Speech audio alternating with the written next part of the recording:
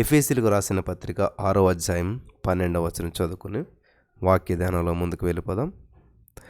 ఏలయనగా మనం పోరాడునది శరీరతో కాదు కానీ ప్రధానులతోనూ అధికారులతోనూ ప్రస్తుత అంధకార సంబంధులకు లోకనాథులతోనూ ఆకాశమండలమందున్న దురాత్మల సమూహములతోనూ పోరాడుచున్నాము.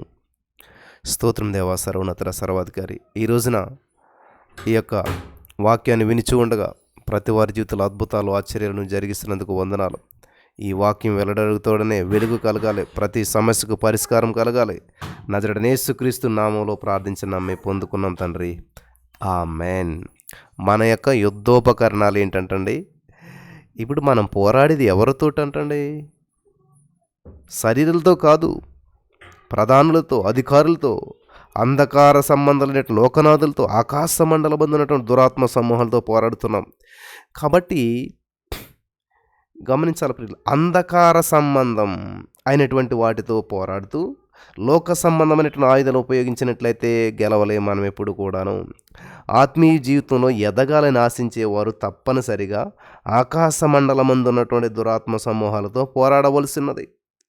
అయితే ఏ ఆయుధాలను మనం చేత పట్టుకుని మనం పోరాడగలుగుతాం, ఎటువంటి ఆయుధాలు మనం ఉపయోగించాలి అని మనం గమనించినట్లయితే, నా ప్రియమైనటువంటి సహోదరి స్నేహితులారా, ఈరోజు కొన్ని యుద్ధోపకరణాల గురించి మనం నేర్చుకుందాం. 7 యుద్ధోపకరణాల గురించి మనం నేర్చుకుని ముందుకు వెళ్దాం. నెంబర్ 1 ఏంటంటే యేసునామం. హల్లెలూయా. ఏంటంటే యేసునామం. ఫిలిప్పీయులకు రాసినటువంటి పత్రిక 2వ అధ్యాయం 9వ వచనం మనం చదివినట్లయితే, అందుచేతను పరలోకమందున్న వారిలో కానీ, భూమి మీద ఉన్న వారిలో కానీ, భూమి క్రింద ఉన్న వారిలో కానీ ప్రతి వాని మోకాలును యేసు నామమున వంగునట్లు ప్రతి వాని నాలుక తండ్రి అయినటువంటి దేవుని మహిమార్థమ యేసుక్రీస్తు ప్రభువును ఒప్పుకున్నట్లును దేవుడు ఆయనను అధికముగా హెచ్చించి ప్రతి నామమునకు పైనామమును ఆయనకు అనుగ్రహించెను. కాబట్టి యేసు నామము అనేటువంటిది మన యొక్క యుద్ధ ఉపకరణము. కాబట్టి యేసు నామాన్ని ఉపయోగించాలి. నీ జీవితంలో ఎదురయ్యే ప్రతి సమస్యను పరిష్కరించుకోవటానికి యేసు నామంలో శక్తి ఉన్నది, యేసు నామంలో విడుదల ఉన్నది, యేసు నామంలో నీ సమస్యకు పరిష్కారం ఉన్నది. నమ్మిన వారందరూ ఆమెన్ చెప్దాం. హల్లెలూయా, ఆమెన్. ఎస్, నీ అప్పుల సమస్యకు యేసు నామంలో పరిష్కారం ఉన్నది, నీ అనారోగ్య సమస్యకు యేసు నామంలో పరిష్కారం ఉన్నది, నీ యొక్క వివాహం జరగకపోవటానికి, ఆ సమస్య నుంచి పరిష్కరించుకోవటానికి యేసు నామంలో పరిష్కారం ఉన్నది. అధికారము కలిగినటువంటి ఏకైక నామం యేసు నామం. ఈ నామం వల్లనే దయ్యాలు పారిపోయాయి. హల్లెలూయా. ఈ నామం వల్లనే కుంటివారు బాగైపోయారు. ఈ నామం వల్లనే యేసుక్రీస్తు నామంలోనే స్వస్థతలు జరిగాయి. ఆఖరికి పరలోకం కూడా ఈ నామం వల్లనే దొరుకుతుంది. పరలోకం వెళ్ళాలంటే యేసు నామం వల్లనే. హల్లెలూయా. ఈ యొక్క సత్యాన్ని మీరంతా కూడా గ్రహించాలని ప్రభు పేరట మనం చేస్తున్నాను. నిర్గమకాండం 3వ అధ్యాయం 14-15 వచనాలు మనం చదివినట్లయితే అక్కడ దేవుని వాక్యం సెలవిస్తుందంటే, అందుకు దేవుడు నేనున్నవాడను అనువాడనై ఉన్నానని మోసేతో చెప్పును, మరియు ఆయన ఉండుననువాడు మీ యొద్దకు నన్ను పంపినని నీవు ఇశ్రాయేలుతో చెప్పవలనెను. మరియు దేవుడు మోసేతో ఎట్లను, మీ పితరుల దేవుడని యెహోవా అనగా అబ్రహాము, ఇస్సాకు, యాకోబు దేవుడనైనటువంటి యెహోవా మీ వద్దకు నన్ను పంపినని నీవు ఇశ్రాయేలుతో చెప్పవలను. నిరంతరముగా నా నామం ఇదే, తరతరములకు ఇది నా జ్ఞాపకార్థ నామము. హల్లెలూయా. చూసారా, యేసయ్య నామం ఎంత శక్తివంతమైనటువంటిదో. సమూయేలు రాసినటువంటి మొదటి గ్రంథం 17వ అధ్యాయం 14వ వచనం మనం చదివినట్లయితే అక్కడ దేవుని వాక్యం చెల్లిస్తుంది, దావీదు కనిష్ఠుడు, పెద్దవారైనటువంటి ముగ్గురు సౌలు వెంటను పోయి ఉండి. పిల్లలు గమనించాలి, సమూయేలు మొదటి సమూయేలు గ్రంథం 17వ అధ్యాయంలో అక్కడ ఒక అద్భుతమైనటువంటి విషయాన్ని మనకి దేవుడు తెలియజేస్తూ వచ్చి ఉన్నాడు. కాబట్టి యేసు నామములో, దేవుని నామములో అద్భుతాలు జరుగుతాయంటండి. హల్లెలూయా. దేవునికి స్తోత్రం కలుగును గాక. కాబట్టి యేసు నామములో అద్భుతాలు అద్భుతాలు అద్భుతాలు అద్భుతాలు అద్భుతాలు అద్భుతాలు. కాబట్టి ఈ రోజున కొత్త నిబంధనలు యోహాను సువార్త చూసినట్లయితే, యోహాను సువార్త 14:14లో చూసినట్లయితే అక్కడ ఒక అద్భుతమైనటువంటి మాట ఉన్నది. చదువుదాం అది. మీరు నా నామమున నన్నేమడిగినా నేను చేస్తాను, నా నామను మీరు నన్నేమడిగినా చేస్తాను అంటున్నాడు. హల్లెలూయా. యేసు నామములో ఏది అడిగినా చేస్తాను అంటున్నాడు. ఈరోజు మీ సమస్య ఏదైనా, మీరు వెళ్తున్నటువంటి సిచ్యువేషన్ ఎటువంటిదైనా సరే, మన దేవుడు ఏం చేస్తాడంటండి, యేసు నామములో అద్భుతాలు ఉన్నాయి కాబట్టి ఆయన నామంలో ఏది అడిగినా ఆయన చేస్తాను అంటున్నాడు. హల్లెలూయా. దేవునికి స్తోత్రం కలుగును గాక. కాబట్టి ఈ రోజున ఈ యొక్క మాటలు వింటున్న ప్రియమైనటువంటి సహోదరి స్నేహితులారా, జాగ్రత్తగా వినండి. యేసు నామములో ఏదడిగినా చేస్తానన్నాడు. నా నామమున మీరు నన్నేమి అడిగినను నేను చేతును. హల్లెలూయా, చేతును. కాబట్టి మాట ఇచ్చినవాడు నమ్మదగినవాడు.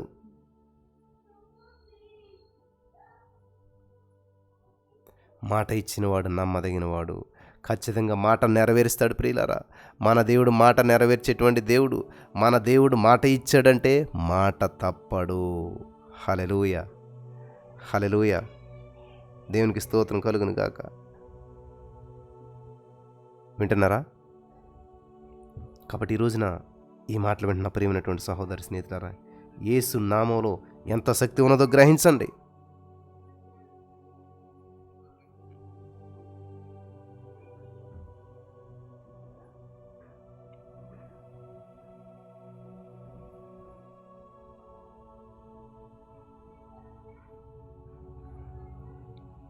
Thank you Jesus.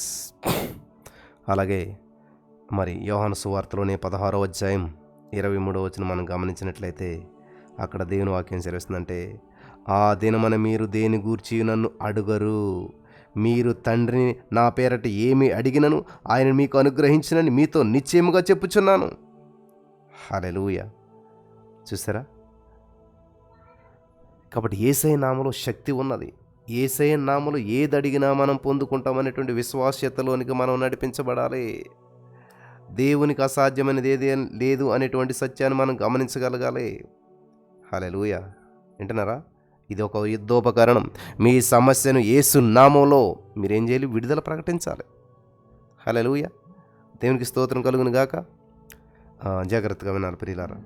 అలాగే హెబ్రీయులకు రాసినటువంటి పత్రిక మనం గమనించినట్లయితే 13వ అధ్యాయం 15వ వచనం చదివినట్లయితే, కాబట్టి ఆయన ద్వారా మనం దేవునికి ఎల్లప్పుడూ స్తుతియాగం చేయుదము, అనగా ఆయన నామమును ఒప్పుకొనుచు జిహ్వ ఫలం అర్పించుదుము. హల్లెలూయా. ఇప్పుడు కూడా give thanks to his name అంట. దేవునికి థ్యాంక్ యూ చెప్పాలంట. యేసుక్రీస్తు నామంలో వందనాలు చెప్తూనే ఉండాలంట. దేవునికి స్తుతియాగం చెల్లిస్తూనే ఉండాలంట. హల్లెలూయా. ఎంత అద్భుతమైనటువంటి విషయాలు ఉన్నాయి చూసారా? ఎఫెసీ పత్రిక 5వ అధ్యాయం 20వ వచనం మనం చదివినట్లయితే అక్కడ దేవుని వాక్యం సెలవుస్తుంది తెలుసా? మన ప్రభువైన అయిన యేసుక్రీస్తు పేరట సమస్తమును గూర్చి తండ్రి అయిన దేవునికి ఎల్లప్పుడూ కృతజ్ఞతాస్తుతులు చెల్లించుడి. హల్లెలూయా. ఎల్లప్పుడూ కృతజ్ఞతాస్తుతులు చెల్లించాలంట. అపోస్తలుల కార్యములు 4వ అధ్యాయం 12వ వచనం చదివినట్లయితే, మరి ఎవని వలన రక్షణ కలుగదు, ఈ నామముననే, అంటే ఏ నామం? యేసు నామముననే మనం రక్షణ పొందవలను కానీ ఆకాశం క్రింద మనుషుల్లో ఇవ్వబడిన మరి ఏ నామమున రక్షణ పొందలేము. హల్లెలూయా. దేవునికి స్తోత్రం కలుగును గాక. వింటున్నారా? అపోస్తలుల కార్యములు 3వ అధ్యాయం 16వ వచనం మనం చదివినట్లయితే అక్కడ ఆయన నామమందల విశ్వాసం మూలముగా ఆయన నామమే మీరు చూచి ఎరిగిన వీనిని బలపరిచెను, ఆయన వలన కలిగిన విశ్వాసమే మీ అందరి ఎదుట వీనికి ఈ పూర్ణ స్వస్థత కలుగజేస్తును. యేసు నామములోనే ఇదంతా జరిగింది. ఎవరికి స్వస్థత అయినా ఏదైనా సరే. సామెతల గ్రంథం 18వ అధ్యాయం 10వ వచనం మనం చదివినట్లయితే, యెహోవా నామము బలమైన దుర్గము, నీతిమంతుడు అందులో పరిగెత్తి సురక్షితంగా ఉండును. ఈ రోజున బ్రదర్ ఆందోళనగా ఉంది, భయంగా ఉంది, సమస్య, అప్పుల వాళ్ళు, అనారోగ్యం, పేదరికం, ఏంటో అర్థం కావట్లేదు అంటే యెహోవా నామం అనగా యేసుక్రీస్తు ప్రభువారి నామం బలమైన దుర్గము, నిన్ను ఆదరించేది, నిన్ను చేరదీసేది, నీ సమస్య నుంచి నేను విడిపించేది. నీతిమంతుడంట. నీతిమంతుడు అంటే ఎవరు? ఎవరైతే యేసుక్రీస్తు ప్రభువును నమ్ముతారో, ఎవరైతే యేసుక్రీస్తు ప్రభువును అంగీకరిస్తారో వాళ్ళ నీతిమంతులు. వాళ్ళ అందులోకి అంటే ఎందులోకి? యేసు నామములోకి పరిగెత్తుకుని వెళ్ళి సురక్షితంగా క్షేమంగా ఉంటారంట. ఇది సత్యం. హల్లెలూయా. దేవునికి స్తోత్రం కలుగును గాక. మార్కు సువార్త 16వ అధ్యాయం 17-18 వచనాలు మనం చదివినట్లయితే అక్కడ దేవుని వాక్యం సెలవిస్తుంది, నమ్మిన వారి వలన ఈ సూచక్రియలు కనబడును, ఏమనగా నా నామమున అనగా యేసు నామమున దెయ్యములు వెళ్ళగొట్టుదురు. ఆమేన్. గమనించాలి. యేసు నామములో దెయ్యాలు వెళ్ళిపోతాయి. యేసు నామములో కొత్త భాషలు మాట్లాడతారు.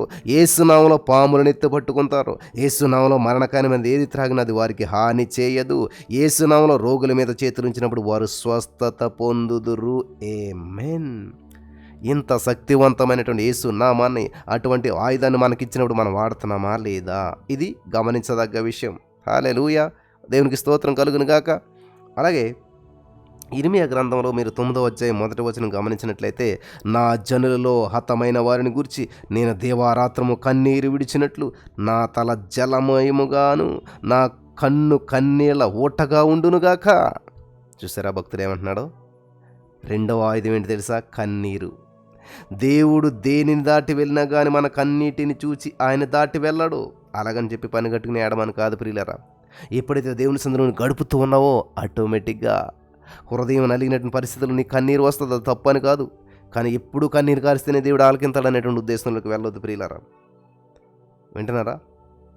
సమూయేలు రాసినటువంటి మొదటి గ్రంథం 1వ అధ్యాయం 10వ వచనం మనం చదివినట్లయితే అక్కడ దేవుని వాక్యం సెలవిస్తుంది తెలుసా? బహు దుఃఖాక్రాంతురాలై వచ్చి యెహోవా సన్నిధిని ప్రార్థన చేయుచు బహుగా ఏడ్చుచు. ఎవరు?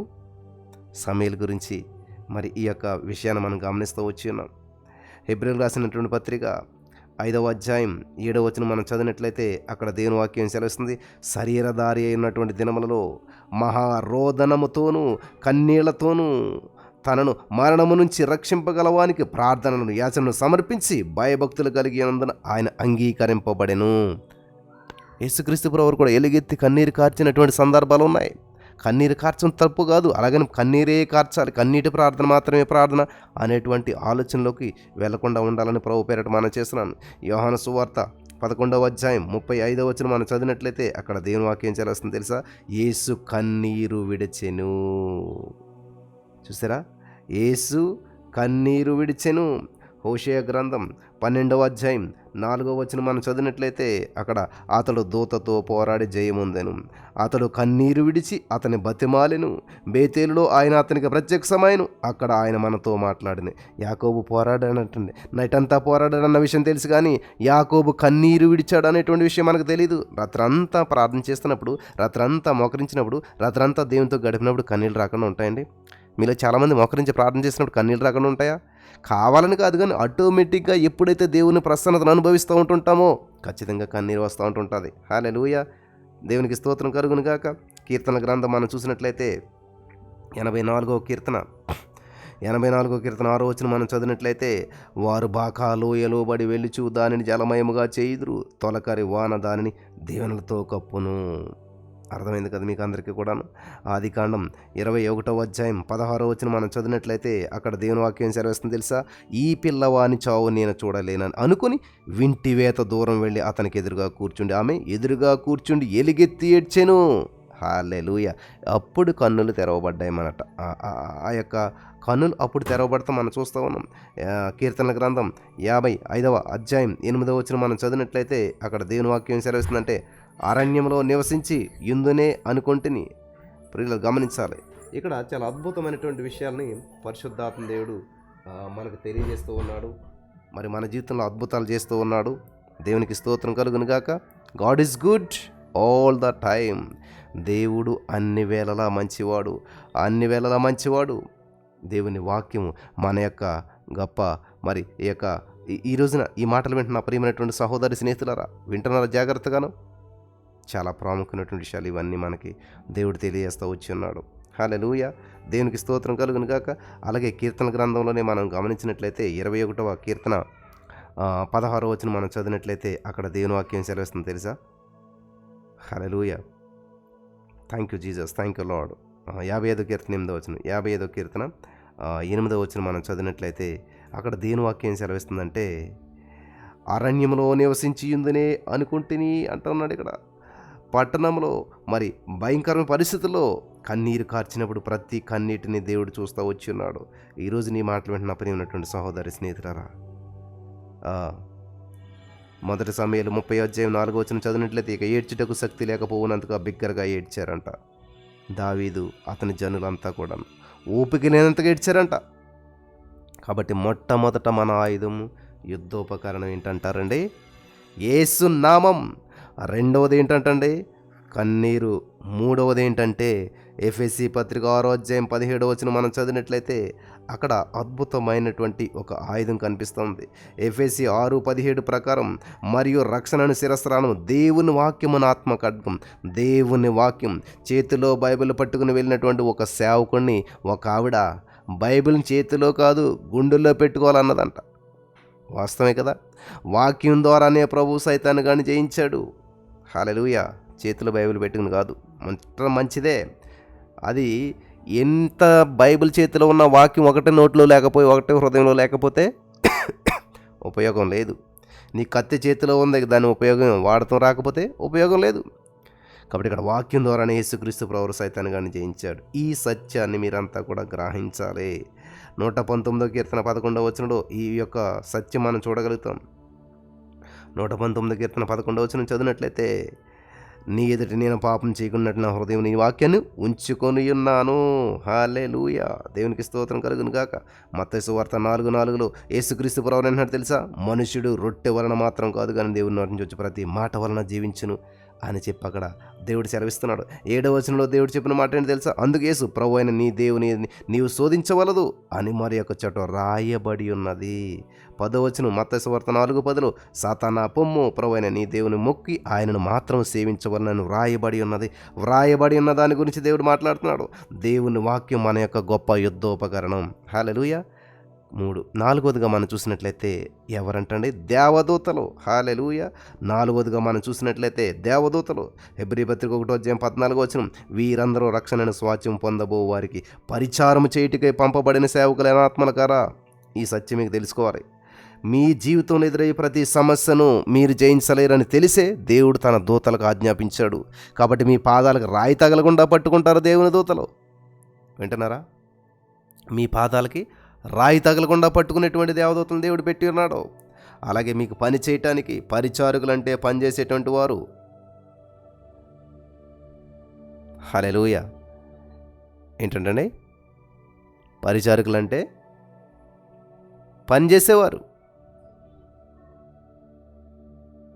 దేవునికి స్తోత్రం కలుగును గాక. కాబట్టి ఈ సత్యాన్ని మీరు గ్రహించాలి, ప్రకటించాలి, వినాలి ప్రియులారా. కాబట్టి ఈరోజు చాలామంది దేవదూతల పరిచర్యను ఆహ్వానించరు, అంగీకరించరు, అమలు చేయరు.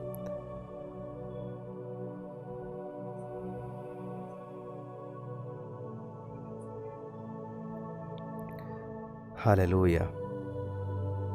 కాబట్టి దేవదూతలు మనకు సేవకులు అంటుంది దేవుని యొక్క వాక్యం. మీరు ఎప్పుడైనా సరే దేవదూతలను పిలిచి పనులు అప్పగించారా? ముంగమూరి దేవదాస్ సాయి గారంట దయ్యాలను పిలిచి పనులు చేయించేవాడంట. హల్లెలూయా. దయ్యాలను పిలిచిద్దే అదే ఆయన దయ్యాలకి పని చెప్పేవాడంట, పని చేయించేవాడంట. మీకు సేవ చేయడానికి 24 గంటల వారు సిద్ధంగా ఉన్నారు ప్రియులారా. మీకు సేవ చేయడానికి 24 గంటలు సిద్ధంగా ఉన్నారు. 2వ రాజుల గ్రంథం 19వ అధ్యాయం 35వ వచనం మనం చదివినట్లయితే అక్కడ దేవుని వాక్యం సెలవిస్తుంది తెలుసా. 35వ వచనంలో, ఆ రాత్రియే యెహోవా దూత బయలుదేరి అస్సూరు వారి దండుపేటలో జొచ్చి 185,000 మందిని హతము చేసెను. 185,000 మందిని ఒక దూత హతం చేస్తే ఈ రోజున నీకు విరోధంగా పెంచబడినటువంటి ఏ ఆయుధము, ఏ సమస్య ఎలా జయించగలుగుతుంది అంటే దేవదూతల పరిచయను వాడుకోవట్లేదు. మీరు దేవదూతల పరిచయను ఉపయోగించట్లేదు. వింటున్నారా? దేవదూతల పరిచయని మీరు యాక్టివేట్ చేసుకోవట్లేదు, పలకట్లేదు. వింటున్నారా? దేవదూతల పరిచర్య మనకున్నదాని సత్యాన్ని మర్చిపోయారు చాలామంది.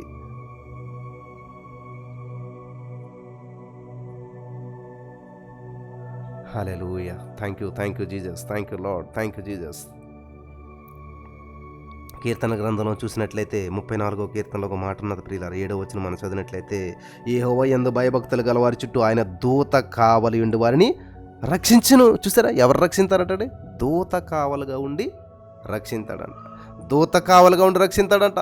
ఈ సత్యాన్ని మీరంతా కూడా గ్రహించాలని చెప్పి ప్రభు పేరట మనం చేస్తున్నాను. దూత కావలుగా ఉండి రక్షించాడంట. హల్లెలూయా. హల్లెలూయా. ఇంకా మనకి 91వ కీర్తనలోకి వెళ్ళినట్లయితే అక్కడ అద్భుతమైనటువంటి సత్యాలు మనం చూడగలుగుతాం. కీర్తన గ్రంథం 91వ అధ్యాయంలో మనం చూసినట్లయితే ప్రియులారా, 97వ కీర్తన మరి 11, 12 వచనాలు మనం చదివినట్లయితే అక్కడ ఏమనుంటుంది, నీ మార్గములన్నిటిలో, దేవునికి స్తోత్రం కలుగును గాక. ఏంటంటే నీ మార్గములన్నిటిలో నిన్ను కాపాడుటకైనా నిన్ను గురించి తన దూతలకు ఆజ్ఞాపించును. నీ పాదములకు రాయి తగలని వారిని తమ చేతుల మీద ఎత్తి పట్టుకొందురు. ఈ వాక్యం వెంటనే మీలో ఎంతమంది దేవదూతలకు పని చెప్పారు? ఎంతమంది దేవదూతలను ఉపయోగించుకున్నారు? ఎంతమంది దేవదూతల పరిచర్యను ఆనందించారు? ఎంతమంది మీకు దేవదూతల పరిచర్య చేయడానికి మీరు చూడగలిగారు? హల్లెలూయా.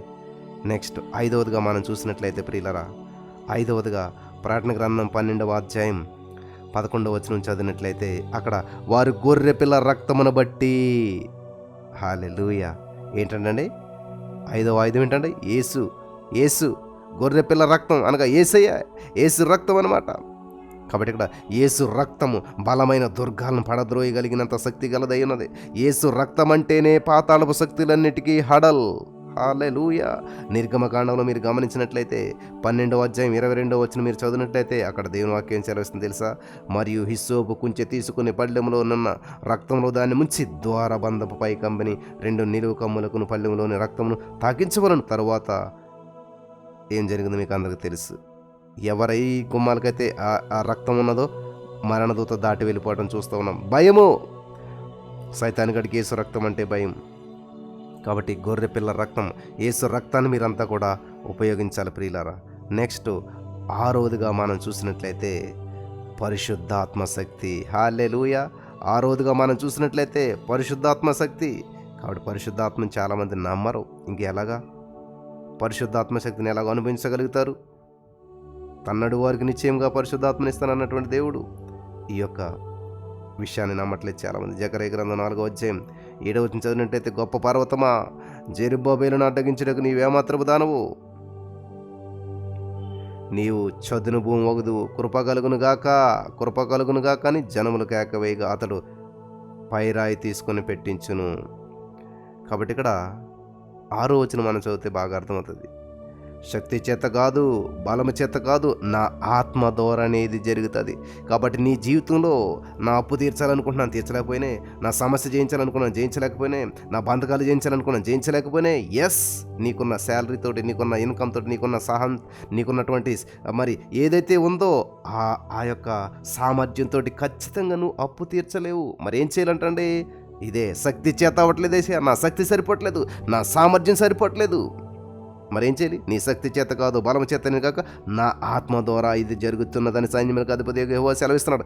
అంటే పరిశుద్ధాత్మ సహాయం తీసుకున్నట్లయితే, పరిశుద్ధాత్మ శక్తి గొప్ప యుద్ధోపకరణం. ఆ శక్తి ఎదుటి ఏ శక్తి నిలవదు. హల్లెలూయా. ఆ శక్తి ఎదుటి ఏ శక్తి నిలవజాలదు ప్రియులారా. ఆ శక్తి ఎదుటి ఏ శక్తి నిలవజాలదు.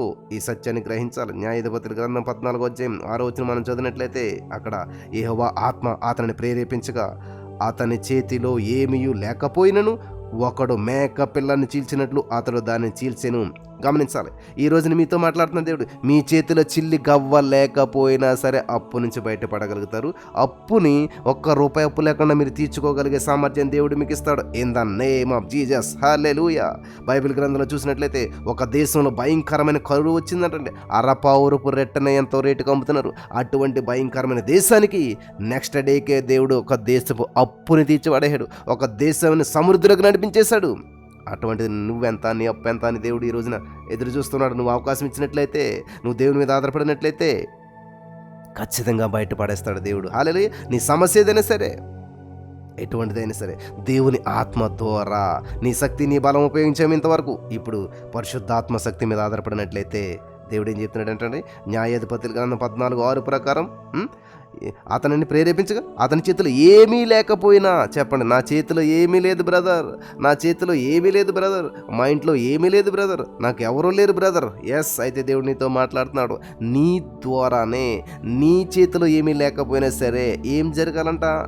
ఆత్మ ప్రేరేపణ ఉండాలన్నమాట. దేవుని ఆత్మచేత నింపబడాలి. దేవుని ఆత్మచేత నడిపించబడినప్పుడు నువ్వు జీవితంలో అద్భుతాలు చూస్తావు. దేవుని ఆత్మచేత నడిపించబడినప్పుడు అద్భుతాలు అద్భుతాలు అద్భుతాలు ఆశ్చర్యమైన కార్యాలు చూస్తారు. దేవుని ఆత్మచేత నడిపించబడాలి. నీ దగ్గర ఏమి లేకపోయినా పర్లేదు, నీలో ఏమి లేకపోయినా పర్లేదు, కానీ ఏముండాలండి? దేవుని ఆత్మ, దేవుని ఆత్మ.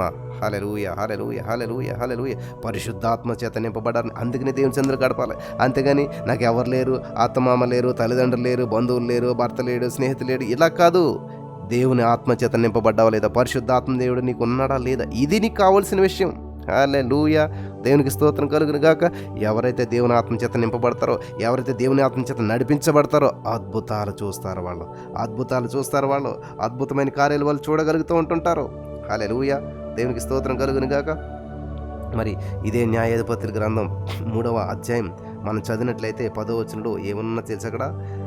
యెహోవా ఆత్మ అతని మీదకి వచ్చిన కనుక అతడు ఇశ్రాయేలీయులకు న్యాయాధిపతి యుద్ధమునకు బయలుదేరగా. హల్లెలూయా. ఏం చేశాడంటే న్యాయాధిపతి యుద్ధానికి బయలుదేరాడంట. ఇదే న్యాయాధిపతుల గ్రంథం 6వ అధ్యాయం 34వ వచనం మనం చదివినట్లయితే అక్కడ దేవుని వాక్యం చేస్తుంది తెలుసా? యెహోవా ఆత్మ గిద్యోనును ఆవేశించినట్టండి. దేవునికి స్తోత్రం. హల్లెలూయా. చూసారా, పిరిగోండి అన్నవాడే యుద్ధంలో విజయం సాధించుకొచ్చేసాడు. ఎందుకనంటండి? దేవుని ఆత్మ వల్ల. దేవునికి స్తోత్రం కలుగును గాక. హల్లెలూయా. న్యాయాధిపతుల గ్రంథం 11వ అధ్యాయం 29వ వచనం మనం చూసినట్లయితే అక్కడ దేవుని వాక్యం, యెహోవా ఆత్మ యెఫ్తా మీదకి రాగా అతడు గిలాదులోను మనస్సేలోను సంచరించుచు గిలాదు మిస్పేలో సంచరించి గిలాదు మిస్పే నుంచి అమ్మోనీల ఎద్దకు సాగాను. దేవునికి స్తోత్రం కలుగును గాక. అద్భుతమైన విషయం నూతన నిబంధనలో జరిగినటువంటిది. అపోస్తలుల కార్యం 1వ అధ్యాయం 8వ వచనం మనం చదివినట్లయితే, ఆయనను పరిశుద్ధాత్మ మీ మీదకు వచ్చినప్పుడు మీరు శక్తి పొందెదరు. పరిశుద్ధాత్మ చేత నింపబడినప్పుడు ఏం పొందుకుంటారంటండి? శక్తి పొందుకుంటారంట. దేవునికి స్తోత్రం కలుగును గాక. లోకా సువార్త 24వ అధ్యాయం 49వ వచనం మనం చదివినట్లయితే, ఇదిగో నా తండ్రి వాగ్దానం చేసినది మీ మీదకి పంపుచున్నాను, మీరు పైనుండి శక్తి పొందు వరకు పట్టణంలో నిలిచిండుడి. హల్లెలూయా. శక్తి పొందుకోవాలంటండి. చివరిగా అన్నీ చేస్తాం కానీ ప్రియులారా, ఇంకొక విషయం మనకి చేయవలసింది 7వది ఏంటంటే ఉపవాసం యొక్క శక్తి. హల్లెలూయా. దేవునికి స్తోత్రం కలుగును కాక. ఉపవాసం యొక్క శక్తి మీకు అందరికీ తెలుసు. మరి ఆ యొక్క యోబుల గ్రంథం 2వ అధ్యాయం మనం చదివినట్లయితే అక్కడ చాలా అద్భుతమైనటువంటి విషయాలు పరిశుద్ధాత్మ దేవుడు మనకు తెలియజేస్తూ ఉన్నాడు. యోబుల గ్రంథం 2వ అధ్యాయంలో చాలా ప్రాముఖ్యమైన విషయాలు మనకి దేవుడు తెలియజేస్తూ వచ్చి ఉన్నాడు. అక్కడ ఉపవాస దినాన్ని ప్రతిష్ఠించండి, ఉపవాస దినాన్ని ప్రకటించండి అని చెప్తున్నాడు. కాబట్టి ఎప్పుడైతే దేవుని సందులో ఉపవాసం ఉండి మనం ప్రార్థన చేస్తూ ఉంటుంటామో ఖచ్చితంగా యోబుల 2:12లో, ఇప్పుడైనా మీరు ఉపవాసం ఉండి కన్నీరు విడిచుచు దుఃఖించుచు మనఃపూర్వకంగా తిరిగి నా యొద్దకు రండి. హల్లెలూయా. దేవునికి స్తోత్రం. లోకము శరీరము సైతానుతో పోరాడి గెలవాలంటే ఉపవాసమే ఆయుధం. గమనించాలి ప్రియులారా, ఉపవాసమే ఆయుధం. దినవృత్తాంతాలు 2వ గ్రంథం 20వ అధ్యాయం మనం గమనించినట్లయితే 5వ వచనం నుంచి మీరు చదువుకుంటూ వెళ్ళినట్లయితే అక్కడ దేవుని వాక్యం సెలవిస్తుంది తెలుసా? ఇక్కడ దినవృత్తాంతాలు 2వ గ్రంథం మరి దయచేసి త్వరగా మీరు తీసుకుని చదువుకోవాలి ఇవన్నీ కూడాను.